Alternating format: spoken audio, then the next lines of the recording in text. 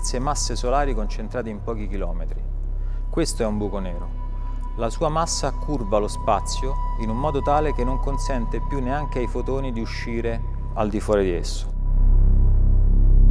Una stella di grande massa, molto più grande del Sole, quando finisce il carburante all'interno del proprio nucleo, cambia, evolve. Quello che accade al nucleo della stella è che va a collassare sotto il suo peso, dovuto appunto alla forza di gravità, e collassa fino a raggiungere lo stato che si chiama quello di buco nero.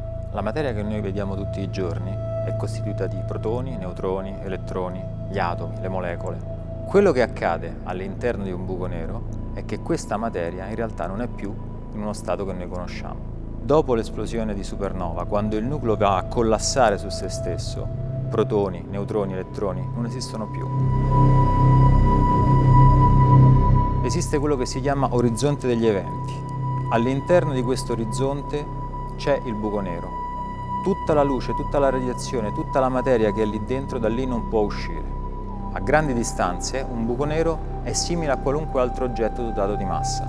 Attrae gli oggetti ma non li aspira verso di sé. Cosa accadrebbe se ci avvicinassimo a un buco nero? Questa curvatura dello spazio modifica anche lo scorrere del tempo. Tanti film di fantascienza, tante storie raccontano di viaggi nel tempo attraverso buchi neri. Ecco, quello è un po' troppo fantascienza.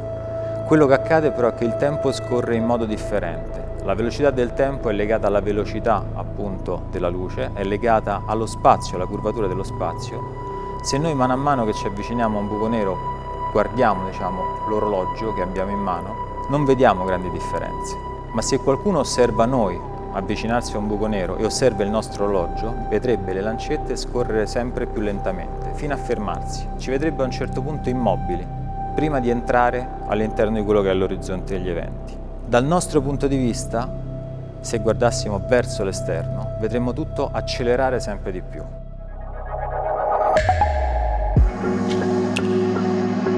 Fino a più o meno agli anni 60 del 1900, nella fantasia, nell'immaginario collettivo, Marte era un pianeta vivo. Si immaginavano piante, animali, fiumi.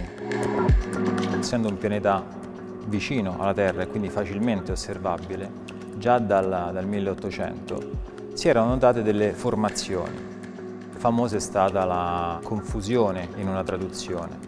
Quando Schiaparelli, osservando il pianeta Marte, disegna una sua mappa e chiama i canali di Marte, questa mappa, questa pubblicazione di Schiaparelli, tradotta in inglese, viene tradotta utilizzando il termine channels. Questi channels, questi canali scavati dall'uomo, hanno quindi innescato la fantasia di scrittori, la fantasia di scienziati anche.